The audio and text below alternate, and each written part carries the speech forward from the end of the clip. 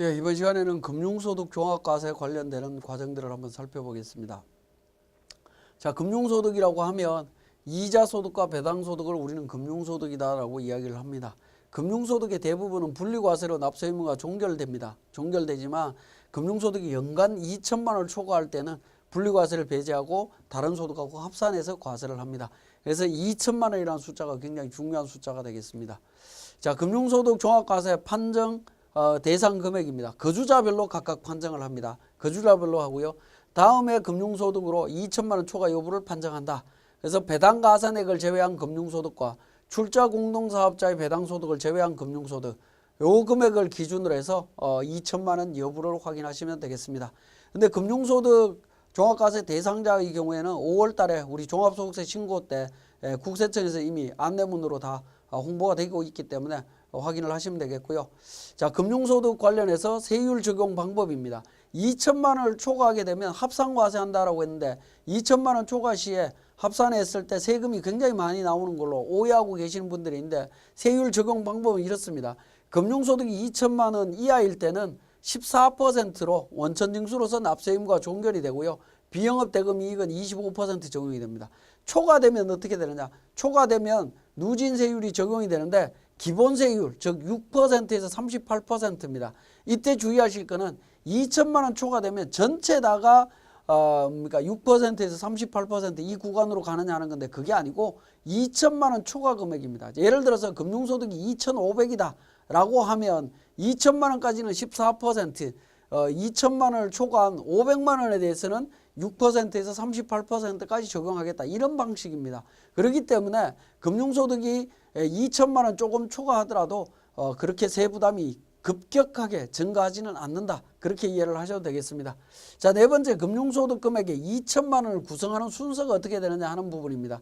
먼저 이자소득부터 구성을 합니다. 그 다음에 본래 배당가산 가산 대상이 아닌 배당소득, 그 다음에 본래 배당가산 대상인 배당소득으로 이렇게 구성합니다. 이 2천만 원의 구성 의미는 뭐냐면 배당소득에 대해서 이중과세 조정 때문에 배당가산액을 계산해야 되는데 그 가산액을 계산하는 배당소득 금액을 찾기 위한 겁니다. 그래서 2천만 원까지는 2천만 원 해당되는 부분은 배당가산액하고 상관없는 부분부터 먼저 채운 다음에 나중에 하겠다라는 개념으로 이해를 하시면 됩니다. 자, 그 다음에 배당가산액 및 배당세액공제 요거는 이중과세 조정 때문에 하는 겁니다. 법인세가 과세된 소득을 개인이 배당을 받았을 때 다시 배당소득세로 내기 때문에 이중과세 조정 때문에 나온 제도입니다. 적용 대상 배당소득은 내국 법인으로부터 받은 배당이어야 되고요. 법인세가 과세된 소득으로 배당을 해야 됩니다. 그리고 종합소득세가 과세되고 누진세율이 적용되는 배당이어야 됩니다. 요 세 가지 조건이 모두 충족이 되면 배당가산액을 적용을 합니다. 근데 요 세 가지가 충족이 됐다 하더라도 기본 과세금액 2천만 원을 초과해야 됩니다. 이런 요건이 충족이 되고 2천만 원 초과된다라고 하면 배당소득의 11%를 가산액으로 해서 플러스를 합니다. 실질적으로는 배당은 안 받았지만 받은 걸로 보고 세금을 계산하되 받은 금액에 대해서 나중에 배당세액 공제를 또 적용을 해줍니다. 자, 금융소득 종합과세 시에 세율 적용 방법 요건 앞에서 살펴봤네요. 자, 보시면 배당세액 공제 금액을 계산하는데요. 세액 공제 금액은 배당 가산액이 됩니다. 실질적으로 배당은 안 받았지만 배당 받은 걸로 보고 소득세를 계산한 다음에 그 금액만큼을 세액 공제해 주겠다라는 겁니다. 그런데 한도는 종합소득 산출세액과 금융소득 금액의 원천징수세율을 적용하고 금융소득 이외에 다른 종합소득 금액에 종합소득 공제를 적용해서 기본세율 적용한 이 세금하고 비교해서 한도를 적용하도록 되어 있습니다. 이 구체적인 한도 금액이 나와 있습니다만은 어쨌든 결과론적으로 이 한도의 의미는 뭐냐면 금융소득 종합과세로는 원천징수 당했던 그 원천징수 세액은 환급 안 해준다라는 의미로 이해를 하시면 됩니다. 자, 금융소득 세액 계산 방법은 종합과세 방식에 의한 산출세액과 분리과세 방식에 의한 산출세액 중에 큰 금액으로 하도록 되어 있습니다. 둘 중에 큰 금액으로 하기 때문에 기본적으로는 원천 징수된 세액은 환급되지 않는다라는 점 기억하시면 되겠습니다. 자, 그러면 우리 금융소득 종합과세 관련해서 세무사랑 프로에서 한번 확인해 보도록 하겠습니다. 자, 교재 305페이지가 되겠습니다. 금융거래 내역 확인이라고 해서 제가 조금 전에 설명을 안 드렸는데 금융거래 내역을 확인하는 방법은 국세청 홈택스에서 확인하는 방법이 있습니다. 금융소득자 본인의 공인인증서로 로그인해서 확인하실 수가 있고요. 만약에 그게 어렵다라고 하면 금융기관을 통해서 직접 확인하는 방법이 있습니다. 본인이 거래하는 금융기관에다가 원천징수 내역 명세서를 받아서 확인하는 방법이 있고요. 아니면 관할 세무서를 직접 방문해서 확인하실 수 있는 방법도 있습니다. 그렇게 해서 어쨌든 금융소득 종합과세 대상인지 여부를 확인을 하신 다음에 신고서를 작성하시면 되는데, 금융소득 종합과세 관련되는 신고서는 별도로 있는 것이 아니고요. 우리 종합소득세 신고서에서 작성을 합니다. 종합소득세 신고서에 들어가게 되면 첫 번째 소득금액 명세란에다가 금융소득과 관련되는 정보들을 등록을 하시면 됩니다. 자, 우리 교재 306페이지에 신고서 작성 시의 유의사항에서 나오는데 금융소득 구분 코드를 정확하게 입력을 해달라는 겁니다. 여기에 보시면 맨 위에 소득 구분 코드 1년 번호라고 해서 1번부터 쭉 나와 있죠. 11번, 13번, 21번, 22번 이렇게 등록을 해놓은 부분이 있습니다. 요 코드 번호를 정확하게 등록을 해달라는 겁니다. 그래서 우리 교재에 있는 내용 잠깐 보면 원래 이제 우리 프로그램에서는 F2번으로 해서 이제 조회를 하시면 됩니다. 11번부터 시작해서 관련되는 정보가 66번까지 내용이 나와 있는데 금융소득과 관련되는 부분은 11번부터 그 29번까지 내용이 있습니다. 대부분의 이자 소득은 13번에 해당이 되는 부분이고요. 대부분은 13번이고 그 다음에 배당소득과 관련해서는 21번 아니면 22번으로 거의 대부분 다 등록이 된다라고 보시면 되겠습니다. 자, 이 코드 번호 정확하게 분류를 해 주셔야 되고요. 이 소득 구분 코드, 특히 금융소득의 소득 구분 코드는 관련되는 코드 번호에 따라서 원천징수 세율이 달라집니다. 원천징수 세율이 달라지면 나중에 금융소득 계산할 때, 산출세액 계산할 때 영향을 미칠 수가 있습니다. 그 부분 때문에 정확하게 분류를 해 주셔야 됩니다. 자, 그 다음에 우리 교재에서는 배당가산액 적용 대상 배당은 총액으로 입력하고 배당가산액 적용 대상 배당소득을 별도로 계산해서 입력을 해달라는 겁니다. 자, 교재에서 보시면 307페이지에 이자소득 500만원, 배당소득 중에 배당가산 적용 대상이 아닌 배당이 300만원, 그 다음에 배당가산 적용 대상 배당이 3천만원 이렇게 나오고 있습니다. 자, 이럴 때 이제 총 금융소득이 3,800이다라고 했을 때 어떻게 입력할 거냐 하는 부분입니다. 먼저 이자 관련되는 정보를 입력을 하시고요. 그 다음에 배당가산 적용이 안 되는 배당 입력하시고 그 다음이 21번으로 코드 번호가 되어 있는 부분이 이제 배당가산액입니다. 배당가산액을 적용해서 해주시면 되겠습니다.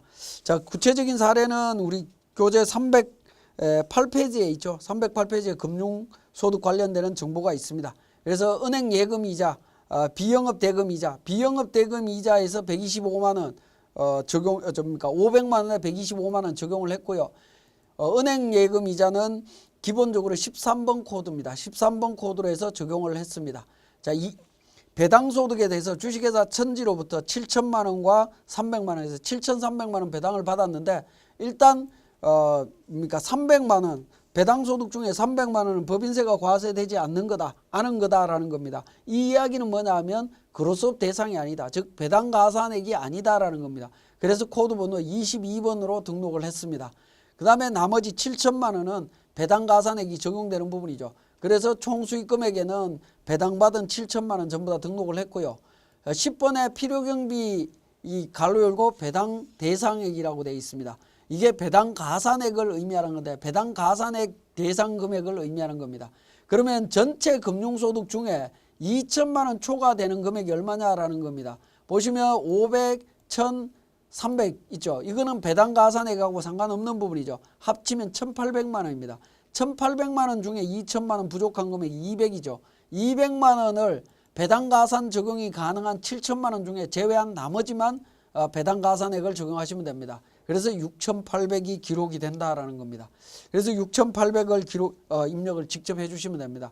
우리는 실질적으로 금융소득 종합과세 적용하실 때 여기에 배당가산액, 배당 대상액이라고 되어 있는 이 금액을 정확하게 찾아서 등록을 해주셔야 됩니다. 자, 요걸 정확하게 이제 등록을 해주시고 하단 부분에 관련되는 그러니까 금융소득 중에 원천징수세액을 등록을 해주시면 되겠습니다.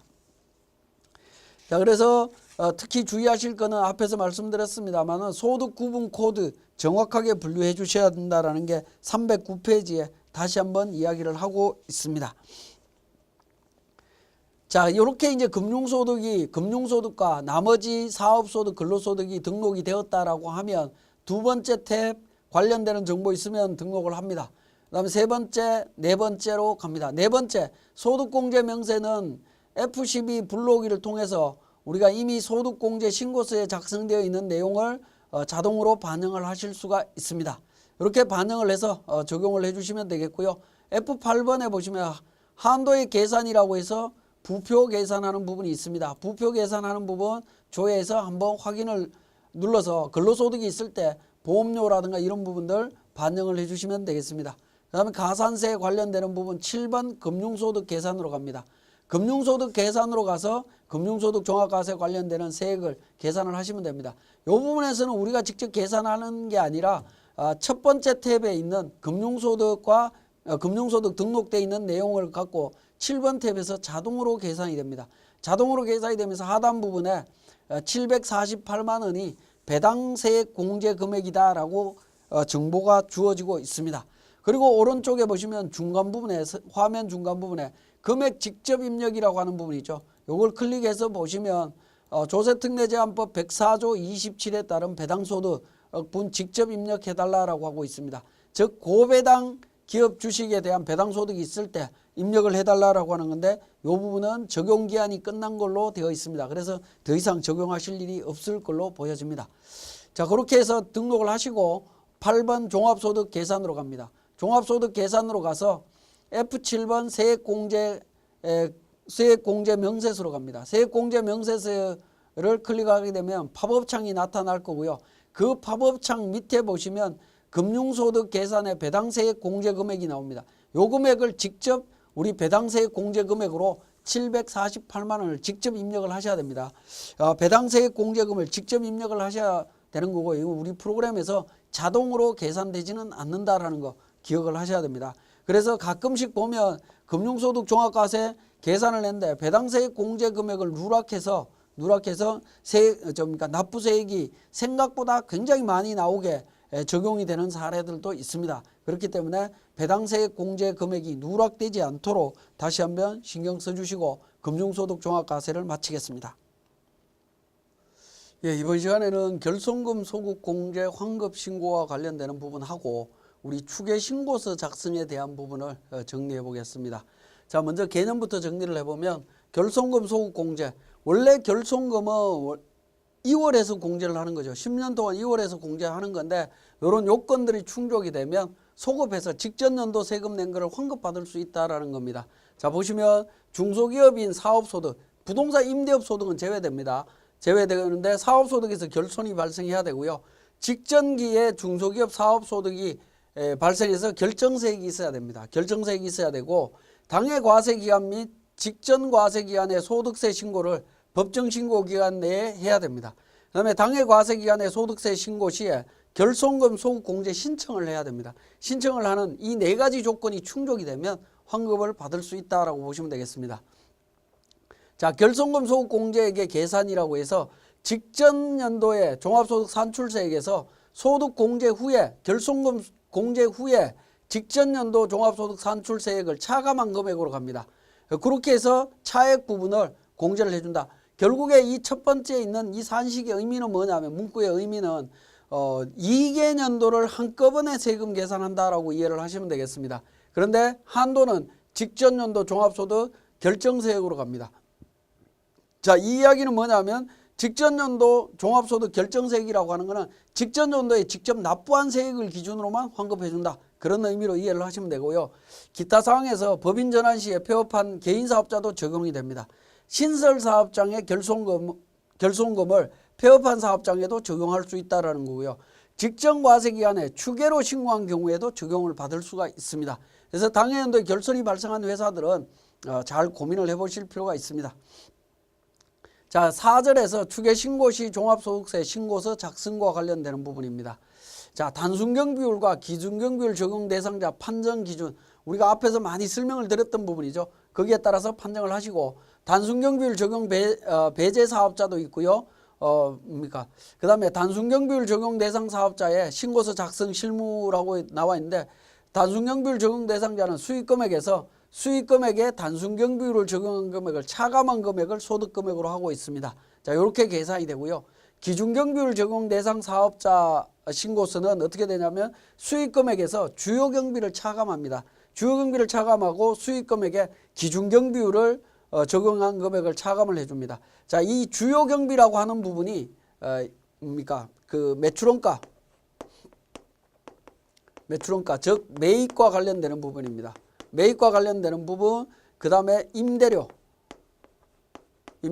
인건비, 이런 부분들을 주요 경비라고 이야기를 하고 있습니다. 이 부분이 관리가 된다라고 하면 빼주겠다라는 겁니다. 증빙에 의해서 관리가 되면 빼주겠다. 그리고 수익금액에 기준경비율 적용해서 하겠다라는 부분이죠. 자, 그러면 이렇게 기준경비율에 의해서 계산된 이 소득금액은 단순경비율에 의한 소득금액에 배율이 적용이 됩니다. 그죠? 배율이 적용이 되죠.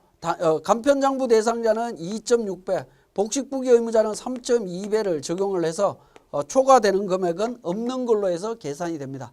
자, 요 과정들을 우리 세무사랑 프로에서 한번 확인을 해 보겠습니다. 자, 교재 341페이지입니다. 4번 세무사랑 프로 운영 방법이라고 해서 나와 있습니다. 중소기업이고 직전과세기간의 신고 내용이 있고요. 당기 결손금이다. 당해 백두무역 상사가 결손이 났다라는 겁니다. 1억 원이 결손이 났을 때 소급공제 신청을 하고자 한다면 종합소득세 신고서 밑에 보시면 중간에 중소기업 결손금 소급공제 환급 신청서가 있습니다. 자, 이 환급 신청서를 작성해서 제출을 하시면 되는데 기본적으로 당해 과세기간, 직전과세기간 입력하시면 되겠고요. F12 불러오기를 통해서 입력을 합니다. 등록을 해주고요. 자, 사업장별로 사업장 정보를 입력을 하고 사업장별 결손금과 관련되는 정보 차례대로 입력을 해주시면 되겠습니다. 자, 당해연도 사업장 결손금 1억입니다. 1억이고요. 자, 사업장별로 소급공제 받으려고 하는 2월 결손금 관련되는 부분은 일단 지우겠습니다. 지우고요. 그 다음에 왼쪽에 합계란에 보시면 종합소득 과세표준 직전과세기간 관련되는 정보가 있죠. 그 정보를 우리 교재 341페이지를 통해서 입력을 하시면 됩니다. 종합소득금액 관련되는 부분이 있고요. 과세표준이 있습니다. 과세표준 1억이고 산출세 2,010만 원입니다. 자, 공제감면세 2,010만 원 입력을 했고요. 자, 그 다음에 나머지 내용들은 추가적으로 입력을 하시면 됩니다. 자, 그 다음에 사업장에 보시면 자, 당해 사업장의 소득금액 직전과세기간입니다. 자, 여기에 소득금액 자, 보시면 입력을 하실 때 합계란에 그 종합소득 과세표준과 결정세액까지 입력하는 부분은 총 금액을 기준으로 하는 거고요. 그 다음에 백두무역 상사의 직전연도 부분을 입력을 하는 부분입니다.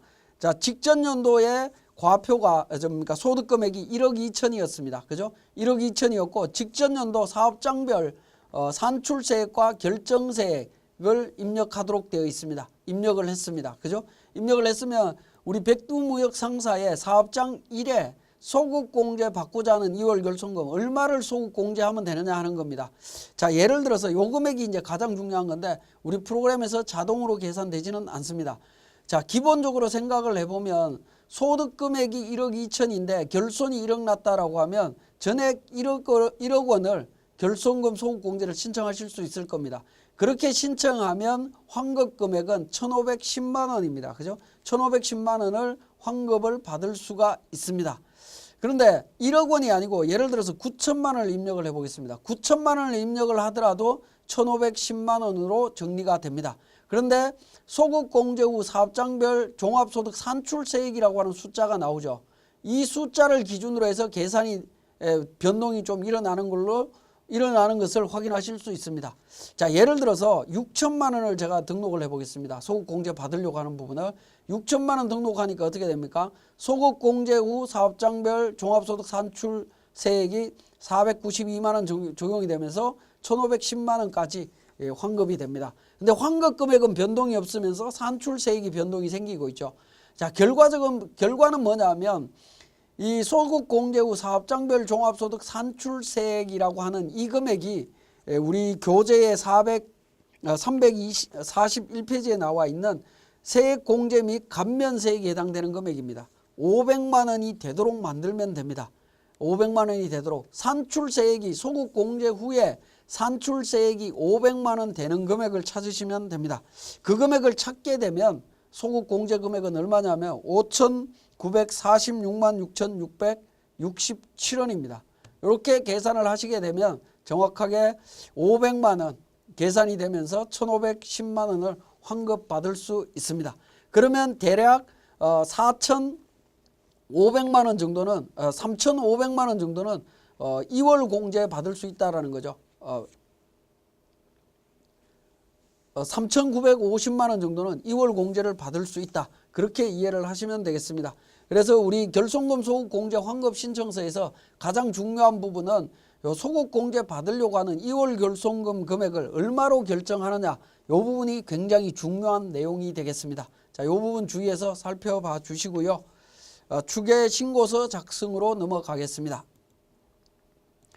자, 추계신고서 관련해서는 회사 코드를 변경을 하도록 하겠습니다.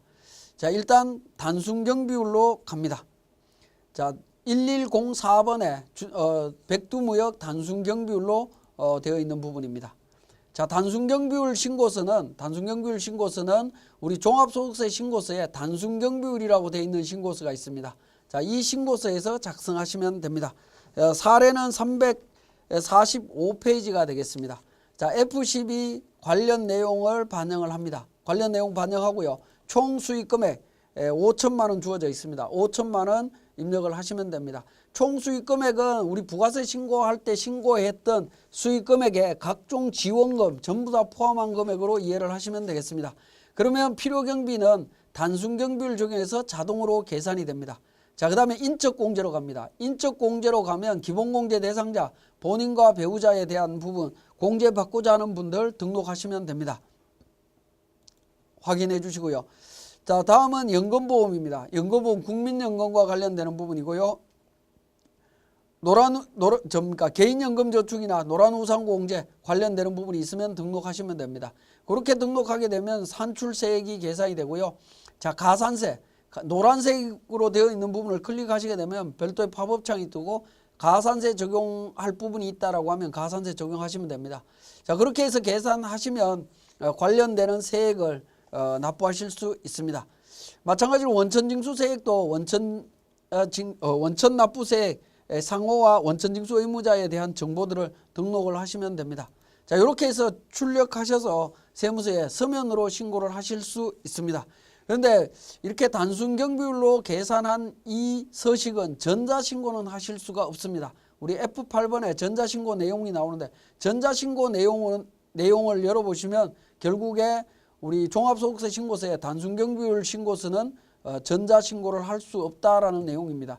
자, 그러면 이 부분 어떻게 적용할 거냐 하는 부분인데요. 단순경비율로 신고서를 작성하신 후에 저장을 합니다.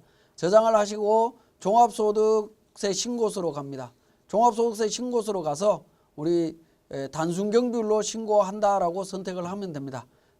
자, 소득은 40번, 코드는 1104번이죠. 1104번 그러니까 소득 명세 금액을 등록을 합니다. 등록을 하고 소득공제 쪽에 가서 불러오기를 통해서 반영을 하시면 됩니다. 이 부분은 우리 소득공제 신고서 있죠. 별도로 작성하셔야 됩니다. 본인과 배우자에 대한 소득공제 신고서를 작성을 하셔갖고 관련되는 부분 작성하시면 됩니다. 동일하게 작성하신 다음에 반영해서 종합소득세 관련되는 부분 종합소득 계산까지 합니다. 여기에서 가산세 있으시면 가산세 적용하시고요. 이렇게 작성하신 다음에 마감한 다음에 전자신고 하시면 됩니다. 전자신고 하시려면 이렇게 하셔야 됩니다. 자, 349페이지입니다. 기준경비율에 의한 신고입니다. 자, 기준경비율 관련되는 부분 확인하도록 하겠습니다. 자, 1105번의 기준경비율이라고 하는 회사입니다. 자, 이 회사 마찬가지로 기준경비율은 간편장부 밑에 보시면 간편장부 기준경비율 밑에 보시면 주요경비 지출명세서와 추계소득금액 계산이라고 하는 부분이 있습니다. 자, 추계소득금액 계산이라고 하는 부분에서 작성을 하시면 되는데요. 자, 먼저 여기서는 사업자 등록번호와 소득 구분 코드를 입력을 하신 다음에 불러오기나 회사 정보 불러오기를 눌러서 정보를 반영을 합니다. 반영을 하신 다음에 총 수익금액 주어진 자료에 8천만 원 나와 있습니다. 8천만 원 등록하시고요. 자, 주요 경비와 관련되는 부분, 매입 비용 관련되는 부분이 1,500만 원, 인건비 1,500만 원, 임차료 700만 원 해서 전체 주요 경비가 3,700입니다. 그래서 3,700 등록하시게 되면 관련되는 정보 전부 다 확인이 가능하고요. 맨 하단 부분에 기획재정불용 배율이라고 해서 복식부기 의무자는 3.2배, 간편장부 대상자는 2.6배 등록하라고 되어 있습니다. 그런데 여기에서는 복식부기 의무자다라고 이야기를 했기 때문에 1번 3.2배를 선택을 합니다. 그리고 두 번째 탭으로 단기 주요 경비 명세 쪽으로 넘어가서 주요 경비에 대한 정보들을 등록을 해주시면 됩니다. 매입 비용은 정규 정빙 세금 계산서 수치 한 개 1,000만 원이고요. 주요 경비 지출 명세서 작성하는 게 500이다라고 되어 있습니다. 그러면 500만 원 별도로 구분해 주시고 임차료, 인건비 관련되는 부분 같이 등록해 주시면 됩니다. 이렇게 등록하면 관련되는 금액이 3,700이고 소득금액 계산 탭에 단기에 지출된 주요 경비 3,700 이 부분이 빨간색으로 나타나지 않습니다. 빨간색으로 나타난다는 얘기는 오류가 있다라고 보시면 되겠죠. 자, 그렇게 등록을 해주시면 될 것 같습니다. 자, 그 다음에 아까 단기 주요 경비 명세에서 주요 경비 지출 명세서 작성한다라고 했죠. 이 500만 원에 대해서 작성을 합니다. 위에 보시면 주요 경비 지출 명세서가 있습니다. 주요 경비 지출 명세서에서 주요 경비 사업자 등록번호 기준으로 해서 주요 경비를 인별로 매입 비용, 거래일자 2018년 0502 상호 한라산 성명 주민번호 거래 품목 원재료 금액 500만 원 매수 2장 이런 형태로 등록을 해주시면 됩니다. 등록해서 저장을 해주시면 되겠고요. 자, 이렇게 이제 기준경비율로 계산을 했다라고 하면 이 기준경비율과 관련되는 내용을 우리 종합소득신고서로 갑니다. 종합소득신고서에서 반영을 해주시면 되는데, 자, 종합소득신고서에서 기준경비율을 선택하시고 신고 유형은 기준경비율. 기장의무자는 복식부기 의무자였죠. 그 복식부기 의무자로 3.2배를 적용했기 때문에 복식부기 선택하시고요. 40번 선택하신 다음에 기준경비율, 신고 유형 기준경비율 31번 선택합니다. 그리고 1105번 선택하시게 되면 관련되는 정보들이 반영이 됩니다. 이 금액을 기준으로 동일하게 신고서 작성하시면 됩니다. 소득공제명세서에서 종합소득세까지 가게 되면 세액이 계산이 됩니다. 물론 이제 가산세 적용 대상이라고 하면 가산세 적용을 해야 되겠죠. 가산세, 무기장가산세, 복식부기 의무자이기 때문에 무기장가산세 F3 불러오기를 통해서 가산세를 적용을 합니다. 자, 복식부기 의무자일 때는 무신고 가산세도 적용이 됩니다. 그죠? 무신고 가산세 산출세액이 266만 8,600원이죠. 산출세액까지 적용을 합니다. 266만 8,800원 적용을 하게 되면 산출세액까지 적용이 되고요. 자, 그 다음에 수익금액에 대한 부분이 있습니다. 수익금액은 8천만 원이었습니다. 8천만 원. 그래서 계산을 하게 되면 큰 금액으로 나옵니다. 그러면 무신고 가산세와 무기장 가산세가 두 개가 동시에 적용이 되면 둘 중에 큰 금액으로 가도록 되어 있습니다. 그래서 무신고 무기장 가산세 비교 정리라고 해서 둘 중에 큰 금액, 무기장 가산세만 남기고 정리하겠느냐, 예라고 누르게 되면 무신고 가산세는 지워지면서 자동으로 하나만 남는 방식으로 가산세가 적용이 됩니다. 그래서 추계로 신고하실 때 무기장 가산세, 무신고 가산세 적용 부분에 대해서도 신경 써서 관리하셔야 되겠습니다. 여기까지 결손금 소득 공제와 추계 신고서 작성에 대한 부분이었습니다. 예, 이번 시간에는 성실신고 확인 제도 관련되는 부분 정리하도록 하겠습니다. 자, 성실사업자, 성실신고 확인 대상 사업자 관련되는 부분인데요. 업종은 도소매, 제조, 건설, 부동산 임대 관련되는 이 크게 구분하는 업종들이 있었죠. 그 부분 기준으로 해당 연도 수익 금액이 15억 이상, 7억 5천 이상, 5억 이상입니다. 이 기준 적용 여부 잘 확인하시고요. 자, 이 기준을 적용할 때 해당 연도 수익 금액인데 과세 기간의 수익 금액은 환산하지 않습니다. 사업 연도가 1년이 안 되더라도 환산하지 않는다라는 거고요. 그 다음에 별표 3의 3 현금 영수증 의무 발행 사업자 중에 의무 발행 업종 중에 사업 서비스업은 5억 이상 기준을 적용을 합니다. 사업 서비스업은 혹시라도 사업 서비스업에 해당되는 데가 도소매 그룹이라든가 제조 건설 그룹 쪽에 해당이 되더라도 5억 기준으로 간다라는 거 기억하시고요. 이 이상의 업종을 겸용할 때 주업종을 기준으로 환산한 금액을 기준으로 합니다.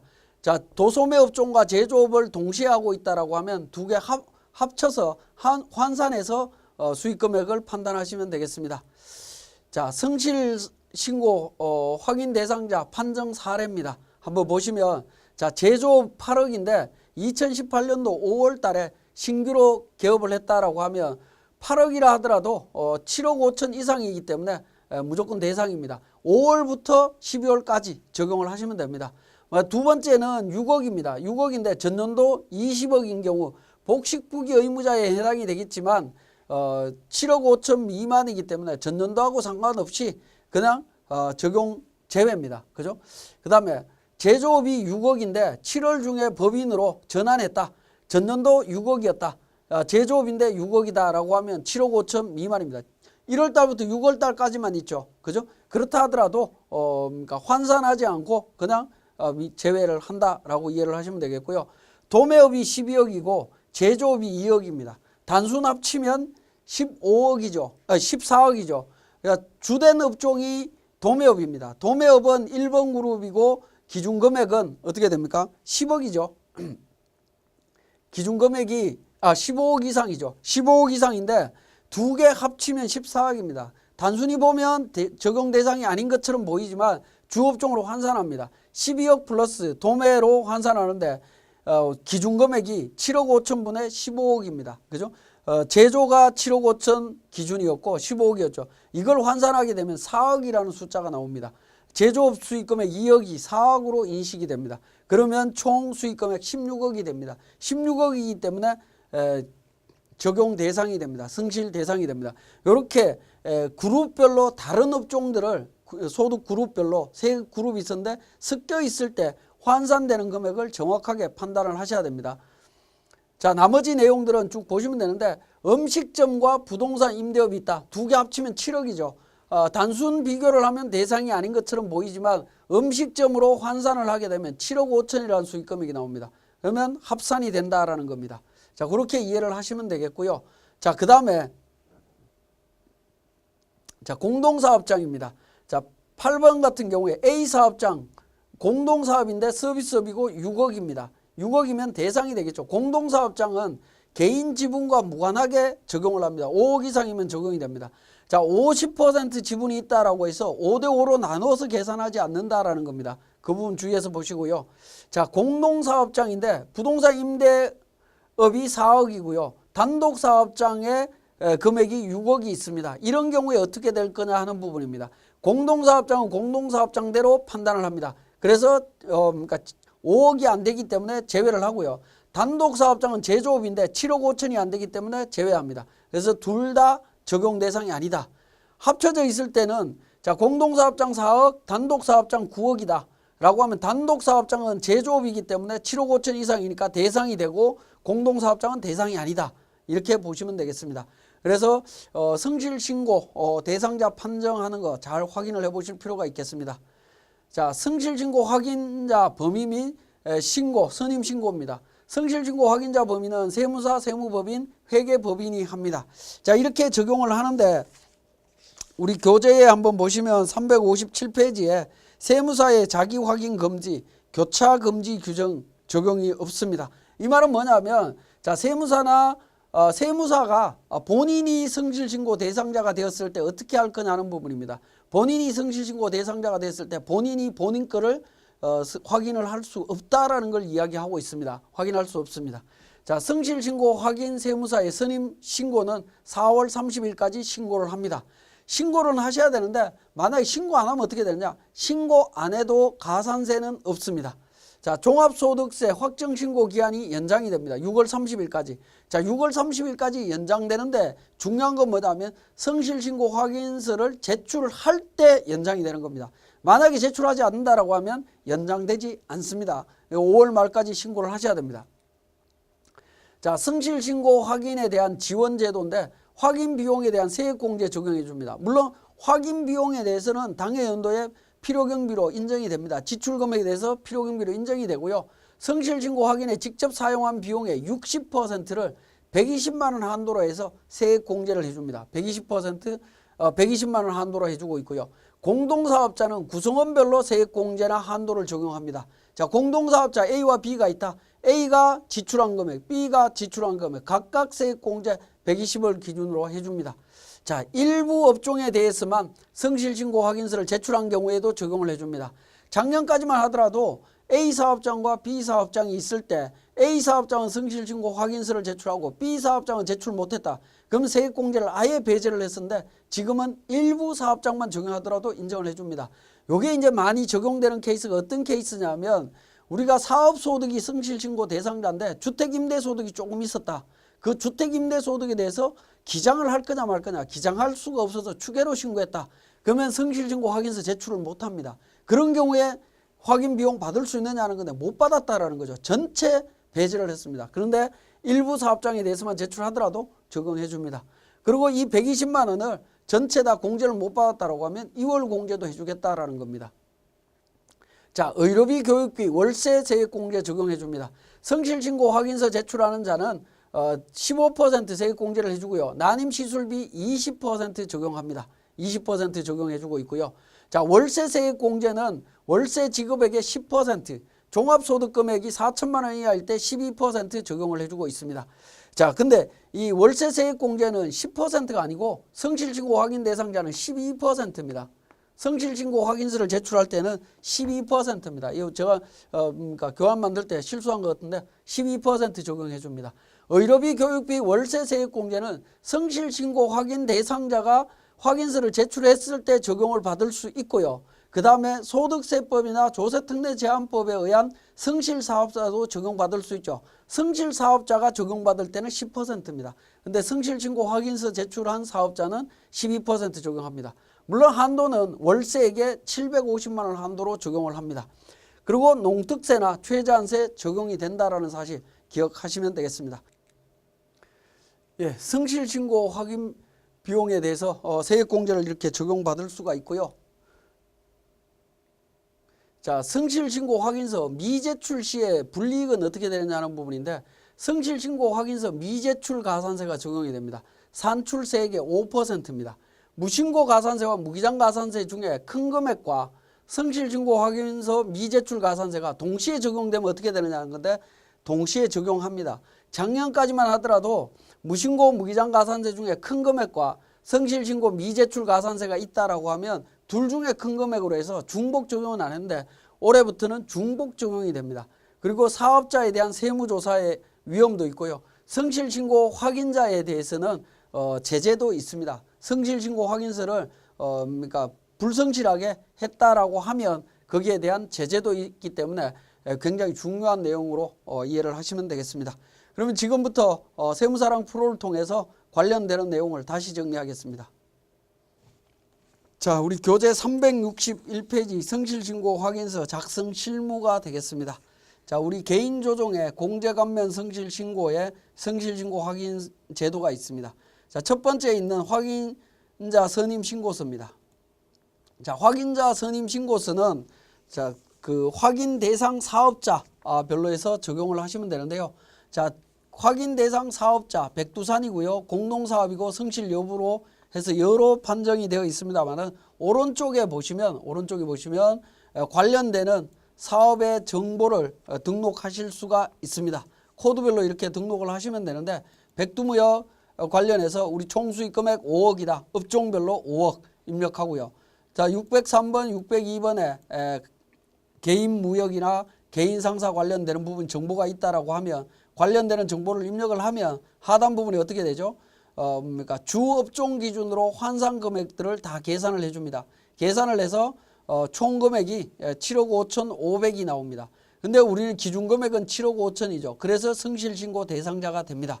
자, 우리가 성실신고 확인 대상자인지 여부는 직접 손으로 계산해서 환산 금액을 주업종 기준으로 환산 금액을 계산하실 수도 있지만 우리 프로그램에 성실신고 확인자 선임신고서를 통해서 적용을 하실 수도 있다라는 거 기억을 하시면 좋겠고요. 이때 중요한 건 뭐냐면 7번에 보시면 분류라는 부분이 나옵니다. 7번 분류. 분류라고 하는 게 지금까지 설명드렸던 업종별로 1번 그룹, 2번 그룹, 3번 그룹을 선택하는 부분입니다. 선택하는 부분인데 우리 업종 코드는 그러니까 회사 등록 사항에 업종 코드 등록되어 있는 부분이 있죠. 그 등록된 코드 번호로 우리 프로그램에서 자동으로 분류가 되도록 되어 있습니다. 분류가 되도록 되어 있는데 그 분류가 혹시 잘못되어 있다라고 하면 이 분류 코드를 정확하게 분류해 주시면 되겠습니다.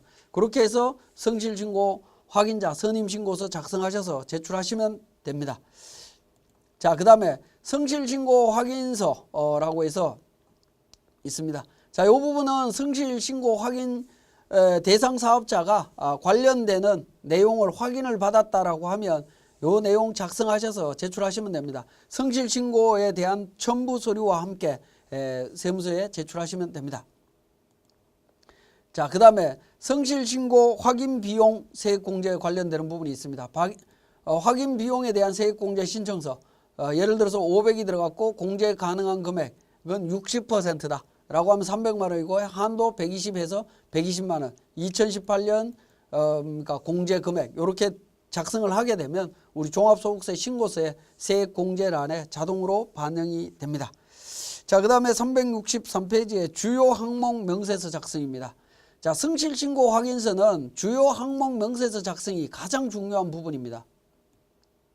자, 주요 항목 명세서는 주요 사업 내역과 수익금액 검토, 필요경비 검토, 기타 사업용 계좌 이렇게 등록되도록 되어 있습니다. 자, 이 순서대로 작성하는데 주요 사업 내용에 관련되는 정보들을 등록하는데요.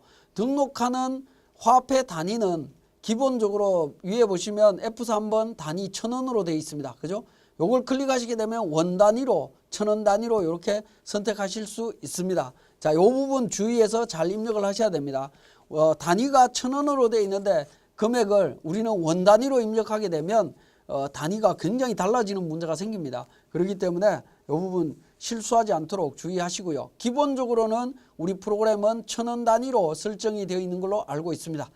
자, 주요 사업 내용에 보면 주요 사업 내역과 주요 유형자산 차입금과 관련되는 정보 등록하도록 되어 있습니다. 주요 사업 내용 중에 사업장 현황이라고 해서 사업장 소유 구분과 면적, 임차보증금, 월세, 종업원 수, 차량 대수 등록하도록 되어 있습니다. 정보 등록하시고요.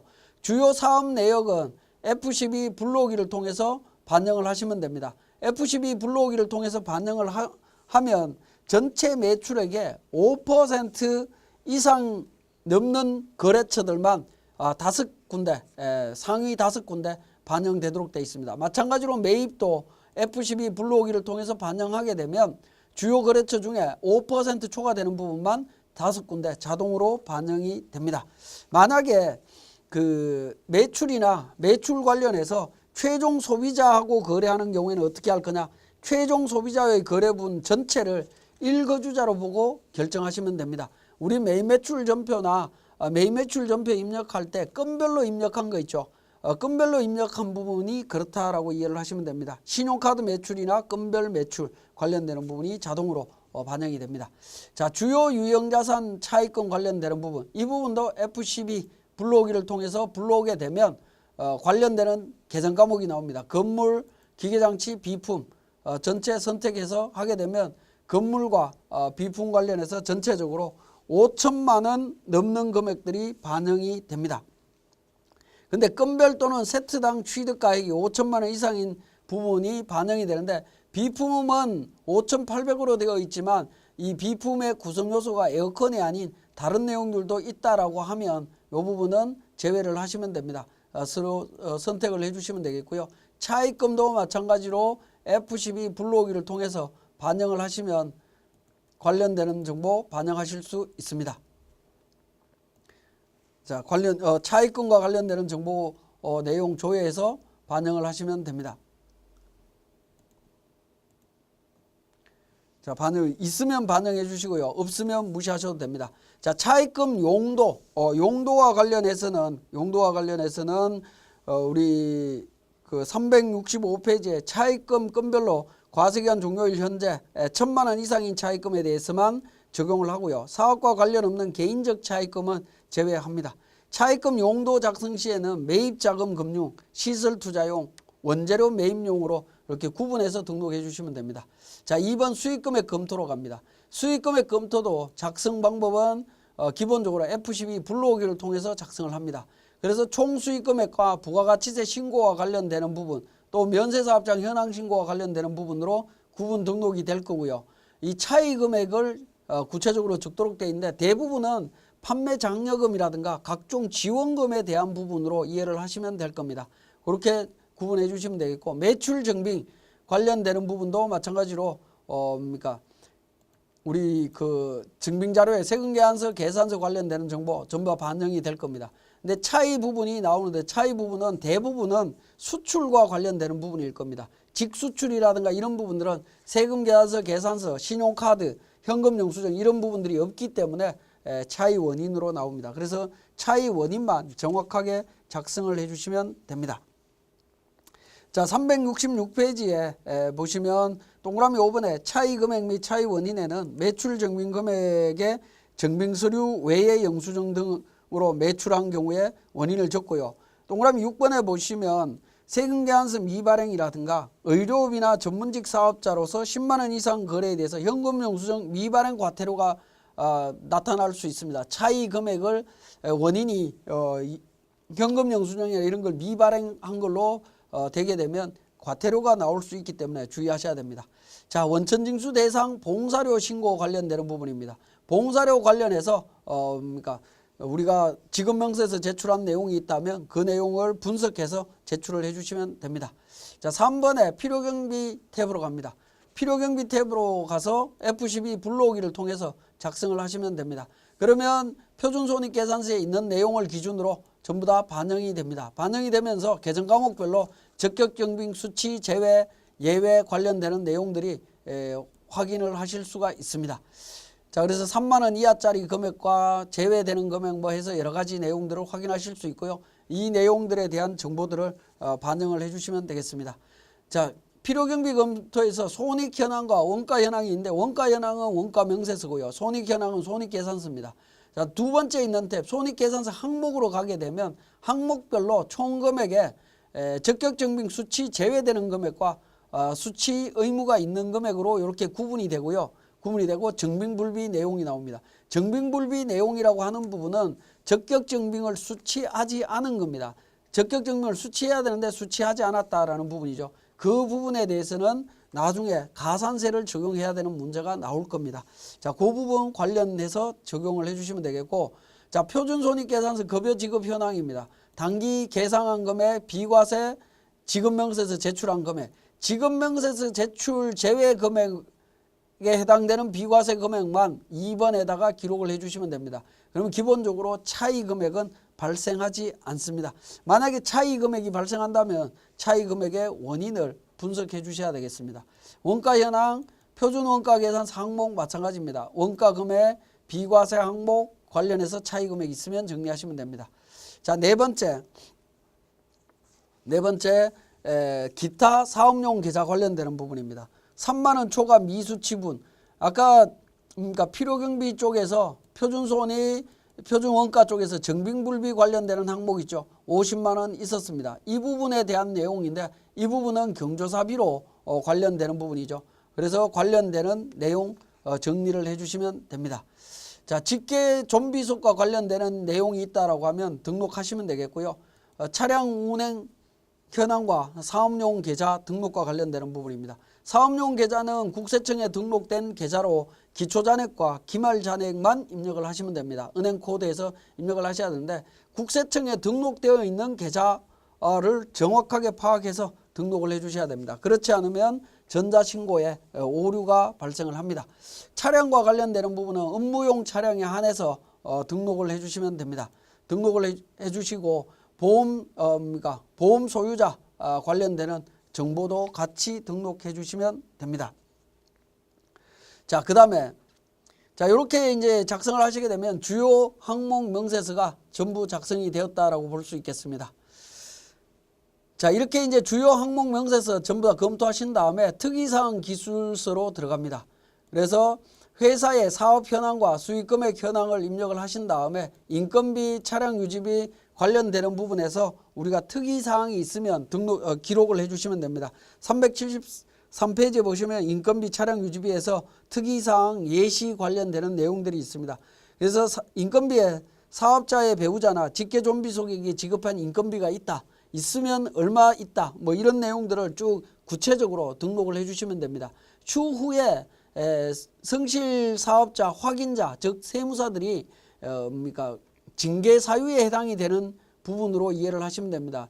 그래서 특이사항을 구체적으로 적었느냐 안 적었느냐에 따라서 징계 여부가 결정될 수도 있기 때문에 세부적으로 구체적으로 좀 문제가 있는 부분들은 전부 다 기록을 해주시면 되겠습니다. 자, 그렇게 기록을 해주시고요.